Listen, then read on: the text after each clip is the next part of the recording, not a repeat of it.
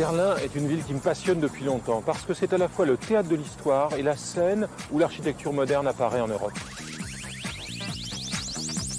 L'architecte Jean-Louis Cohen enseigne l'histoire de l'architecture et des villes à Paris et à New York. Il nous parle de Berlin, une ville qu'il connaît depuis longtemps.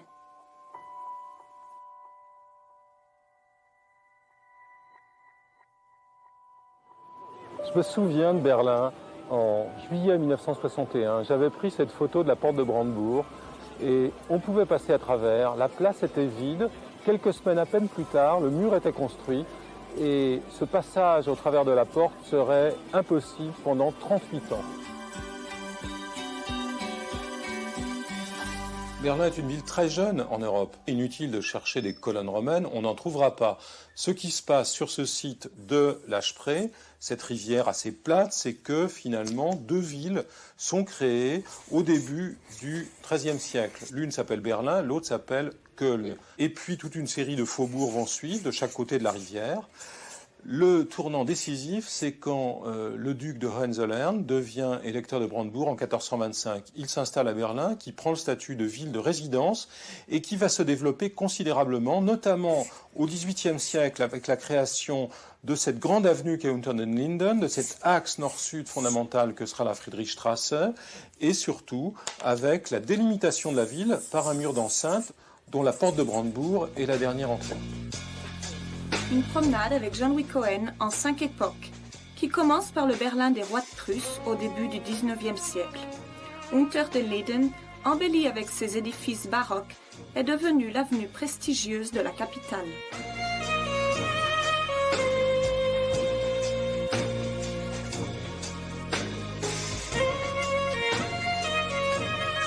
La grandeur de Berlin au début du XIXe siècle, elle correspond aux rêves et aux projets de Karl Friedrich Schinkel. Schinkel est l'architecte des rois de Prusse et il imagine un programme de transformation pour la capitale. Tout d'abord, il construit au bord de l'Aspree l'Altes Museum, gigantesque construction au centre de laquelle se trouve une rotonde qui reproduit le Panthéon de Rome.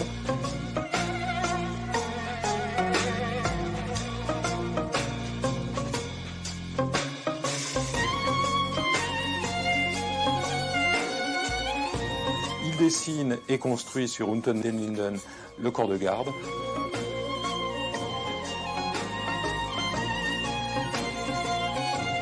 Et sur le marché des gendarmes, la Schauspielhaus, la salle de spectacle.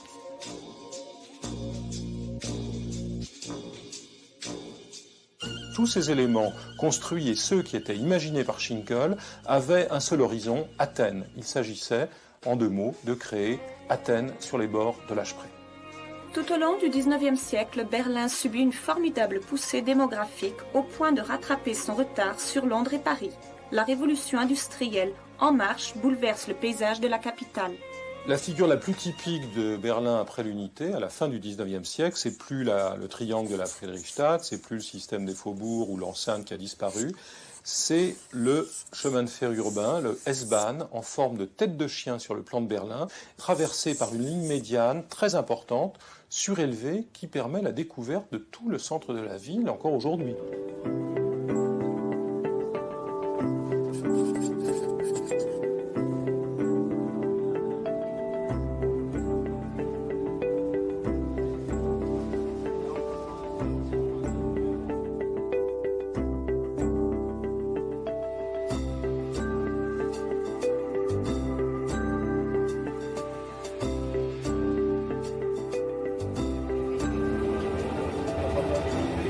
Le S-Bahn, c'est aussi une architecture extraordinairement intéressante pour ce qui est des gares, des stations, des rampes, des escaliers. C'est une architecture d'acier, de briques, une architecture parfois de céramique émaillée qui donne un visage unifié à ce réseau qui finalement constitue la seule architecture commune représentant ce grand Berlin dont le destin sera ensuite très complexe.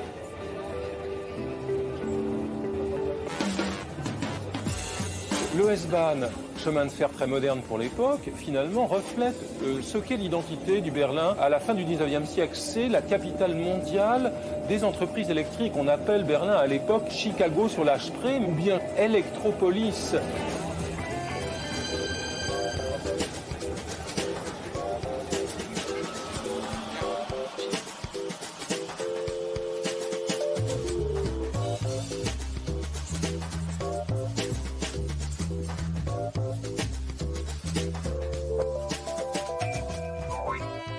Avant 1914, Peter Behrens construit pour la Heugué un bâtiment absolument extraordinaire qui est un véritable temple de l'industrie. Ici, l'idée de la grande entreprise industrielle est reflétée par l'hexagone du fronton qui évoque la cellule de la ruche industrielle. Mais l'idée du monument, elle, est portée par le jeu des vitrages qui, sans aucune nécessité constructive, sont inclinés de manière à renforcer le mouvement du bâtiment vers le haut. En 1918, au lendemain de l'abdication de leur empereur Guillaume II, la République de Weimar est proclamée. Pour Berlin commence une période d'expansion urbaine avec une vie culturelle créative qui reste un des épisodes les plus importants de la capitale allemande.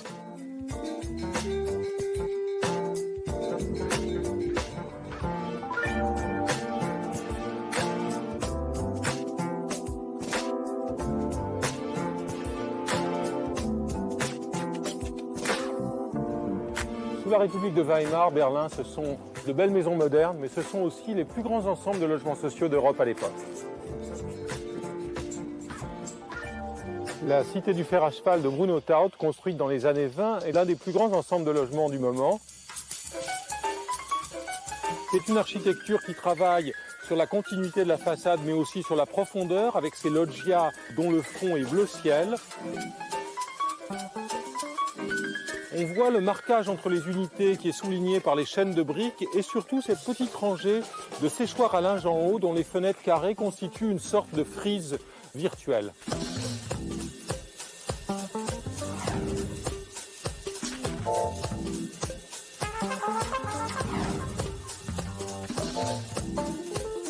Pour exprimer l'idée de la communauté autonome à l'intérieur de la métropole, Bruno Taut choisit des couleurs incongrues sous le ciel berlinois. Il va les chercher dans les villes de la lagune de Venise, Burano, Torcello, où les habitants les utilisent tous les ans, peignant eux-mêmes leurs maisons pour bien montrer leur adhésion à ce paysage collectif. 1933 marque l'arrivée au pouvoir d'Hitler et la fin de toutes les utopies. Berlin devient alors la capitale d'un Reich destiné à asservir l'Europe entière.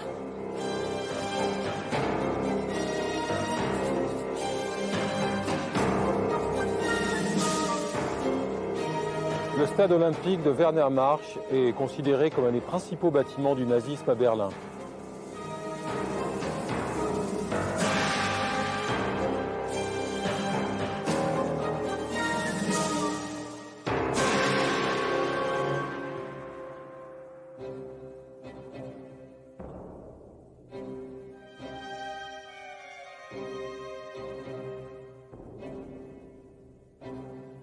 C'est un bâtiment qui représente une des dimensions de l'architecture nazie, cette célébration du classicisme, ce désir d'identifier cette Allemagne qui se voulait millénaire à la Grèce.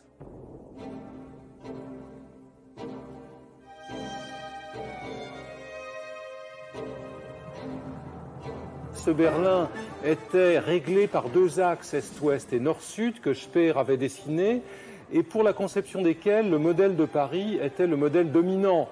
Hitler, d'ailleurs, ne fit-il pas, juste après la défaite française de 1940, le voyage de Paris un beau matin pour inspecter de son œil d'architecte amateur les perspectives haussmanniennes et essayer de façonner ce grand projet dont seules quelques démolitions furent effectuées.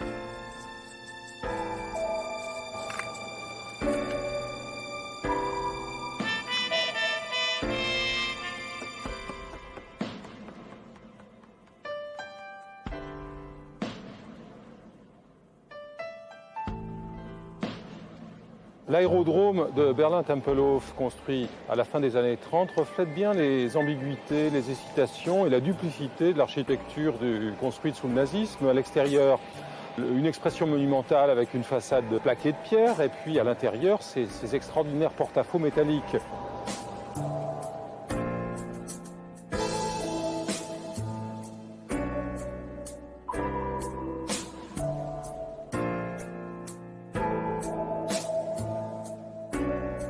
Il faut imaginer la situation de Berlin en 1945. La ville est coupée de l'Allemagne occidentale. Elle est à 150 km de la frontière de la zone occidentale. À l'intérieur de la ville, les secteurs sont découpés. Les rues s'occupent largement un tiers de la ville et le quartier monumental du centre. La frontière reste une frontière poreuse. Mais en 1948, le blocus entretenu par les Russes va créer une situation extraordinaire dans laquelle cette ville de Berlin-Ouest devient une véritable île ravitaillée par avion et donc pour laquelle des aéroports comme Tempelhof vont prendre un rôle vital.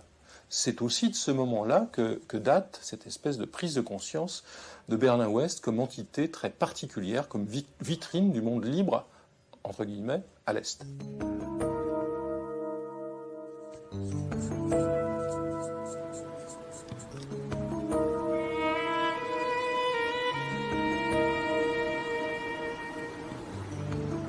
Là, nous sommes Frankfurter Allee.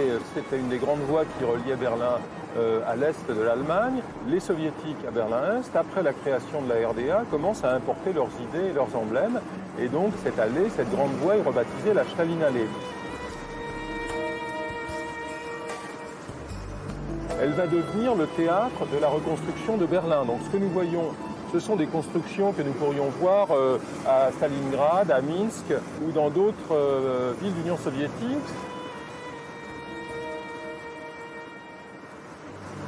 C'est l'idée que ce sont les ouvriers de cette Allemagne de l'Est qui se veut État ouvrier paysan qui vont habiter le centre. Une ville dans laquelle les logements eux-mêmes deviennent les monuments. Les monuments, ce ne sont plus seulement les bâtiments publics, mais c'est l'idée du logement comme monument. Et le langage architectural est un langage de corniches, de frises, d'entablements, un langage aussi fait de bâtiments en béton qui sont couverts de plaques en céramique qui pour certaines commenceront à tomber très tôt. Aujourd'hui, l'allée a été parfaitement reconstituée et donc tout ça est en bon état.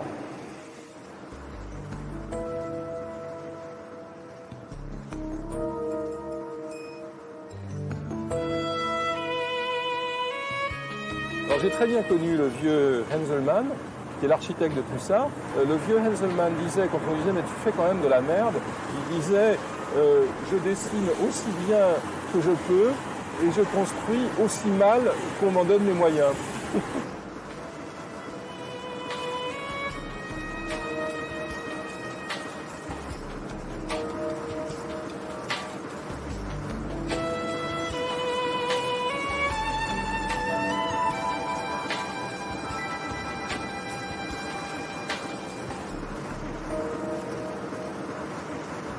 La tour de télé, c'est vraiment un geste pour dire symboliquement, c'est nous qui avons la légitimité historique.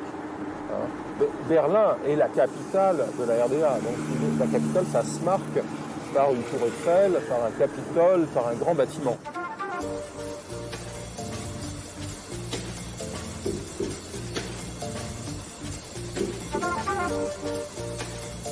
La Stalinallee est à peine terminée qu'à Berlin-Ouest, un autre projet manifeste est lancé, le quartier de la Hanse. Ce quartier qui oppose à la raideur des façades de la Stalinallee un ordre déconcentré de bâtiments implantés dans la verdure.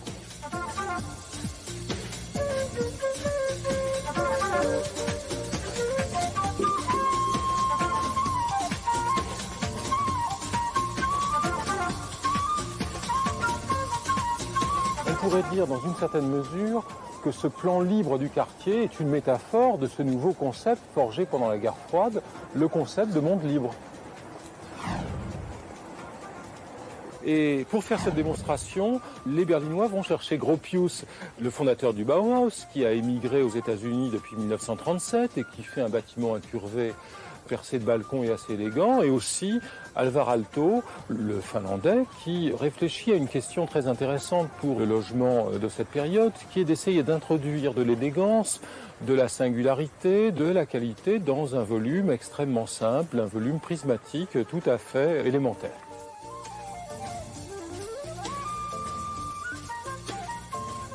Et puis aussi une surprise, Oscar Niemeyer, l'architecte de Rio de Janeiro, qui est à ce moment-là en train de travailler sur les bâtiments de Brasilia et qui essaye d'adapter au climat parfois un peu glacial et venteux de Berlin le thème des pilotis. Ils sont en V à Berlin, ces pilotis qui ici semblent regretter un peu le soleil tropical.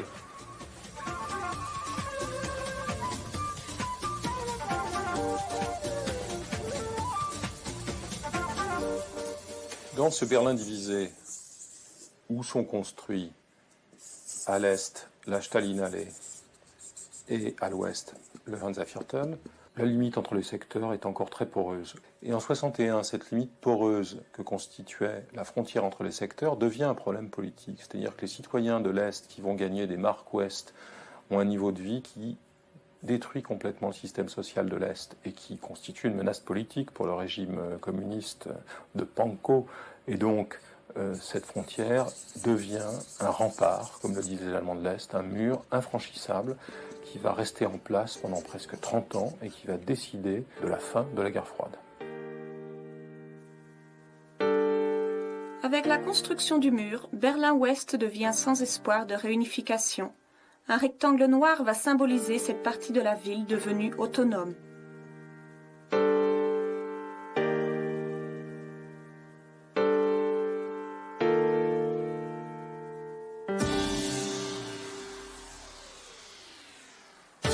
La National Gallery est le point de départ d'un vaste chantier de construction contemporaine. 1968, à Berlin-Ouest, Mies van der Rohe construit la nouvelle Galerie nationale, un bâtiment extraordinairement moderne par sa conception spatiale, un grand espace où toutes les expositions peuvent être organisées dans une très grande liberté. Ce bâtiment est coiffé d'une grande toiture de métal. Celle-ci est montée sur place au sol, puis levée sur des vérins pour être posée sur ses 8 colonnes.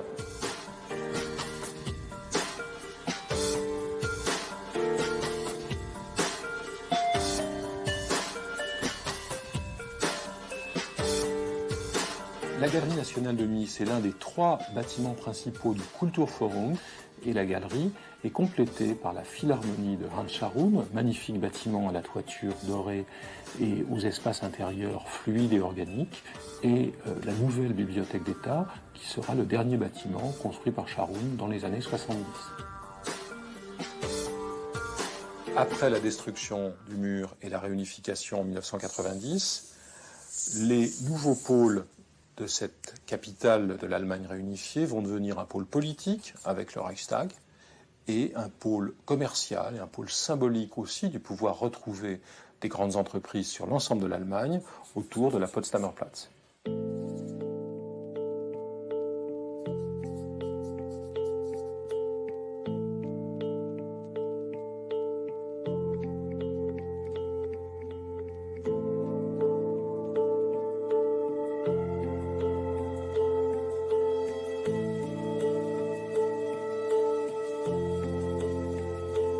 Entre la nouvelle chancellerie fédérale venue de Bonn et abritée dans le bâtiment d'Axel Schultes, bâtiment un peu maniéré, un peu complexe, et le Reichstag, c'est-à-dire le Parlement, qui est la chambre principale de la République fédérale allemande, avec la chambre des États, le Bundestag, se joue finalement toute la vie politique allemande.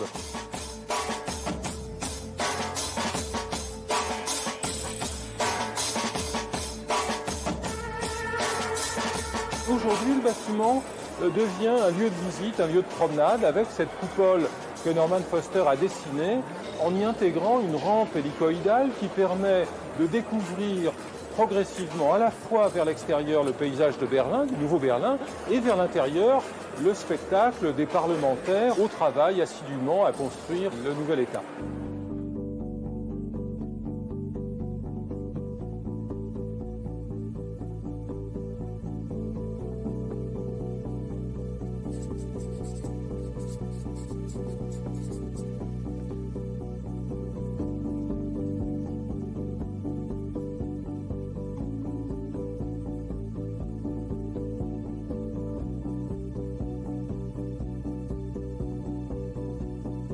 La nouvelle Potsdamer Straße est un des quartiers les plus réussis du Nouveau Berlin. Là où Wenders avait tourné dans un désert de ruines les ailes du désir, Renzo Piano a construit la tour Mercedes-Benz, a construit un grand centre commercial.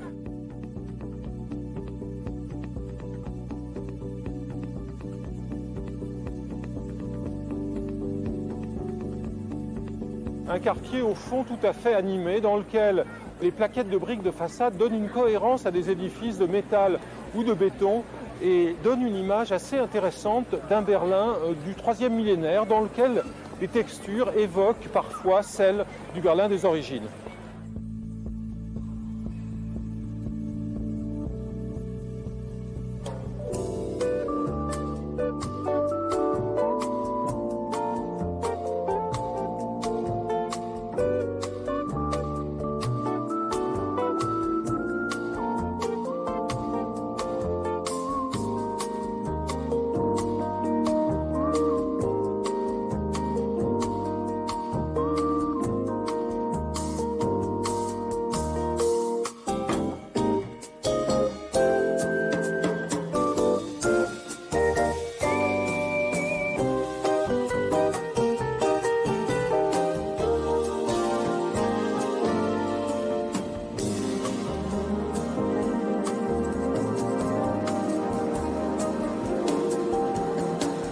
Le quartier de Berlin-Mitte, quartier très dense et pratiquement pas tellement détruit par la guerre, était un quartier d'industrie, d'activité, de commerce, un quartier aussi de logement, mais dont la vie était partie finalement et dont on ne restait en quelque sorte que les tramways. C'est un quartier extrêmement vivant le jour et la nuit qui est finalement le premier signe et le plus intense signe du retour de l'urbanité dans le Berlin réunifié.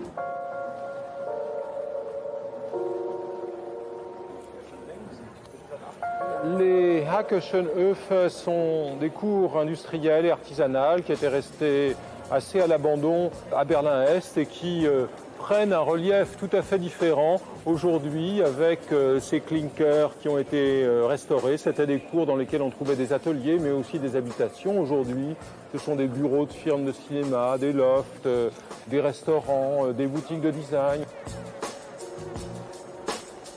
Et elles deviennent un lieu très commercial, certes, mais un lieu de recréation d'une urbanité qui manque parfois de certains lieux comme la Friedrichstraße, par exemple, restaurée, reconstruite, mais fondamentalement très ennuyeuse.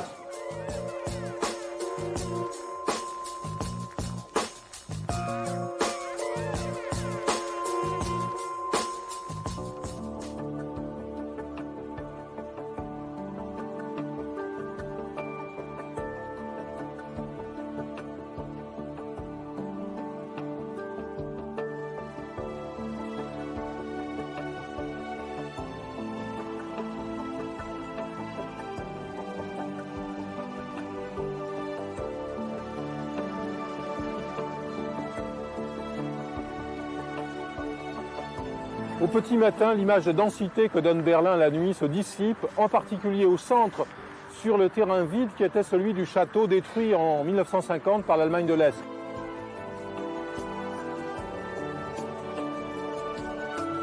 Que va-t-il se passer sur ce terrain? Il est clair aujourd'hui que le bâtiment du Palais de la République, en dépit de sa médiocrité architecturale, un bâtiment auquel les Berlinois de l'Est sont très attachés, va être préservé pour l'essentiel.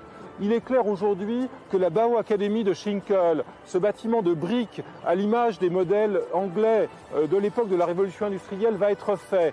Quant au château, on se pose véritablement la question à Berlin.